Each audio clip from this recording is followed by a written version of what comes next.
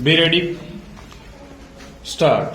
So, it has to be considered whether it is relief in taxation which will lead to a reduction of unemployment or whether it is raising of taxation to the utmost levels which will dry up the resources and channels of capital formation and thereby not only retard all further development but might also throw the functioning of present industries out of gear stop. So, my submission is that when the Taxation Inquiry Committee has been appointed, it is only logical to expect that no substantial changes in the taxation structure will be made until the findings of that expert committee are known, until we know the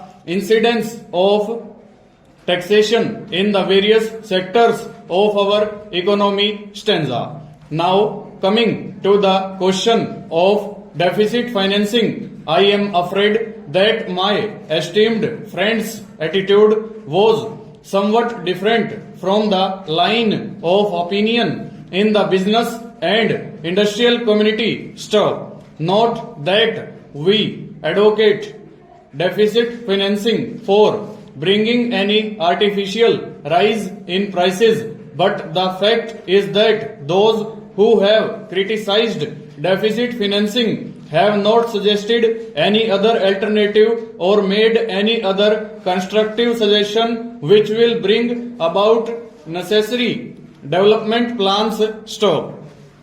After all, the fact has got to be faced that whatever program we have set out in the national plan should go on unimpeded by any financial considerations. Stop. An assurance has been given by the finance minister that so far as financial resources are concerned, he will ensure that the 5-year plan will not in any way be retarded. Stop. In this connection, I can only say that deficit financing is one thing so far as the revenue budget is concerned, so far as normal expenses and expenditure are concerned. Stop. Certainly, nobody would advocate deficit financing which might be very undesirable. Stop. But when it is a question of doing something abnormal, of investing something in productive channels,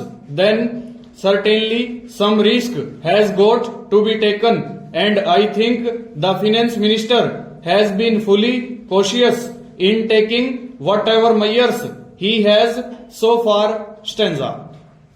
We know the measures that the government took for contracting money supply about the end of 1950 and certain other measures adopted which brought about a slump. Stop.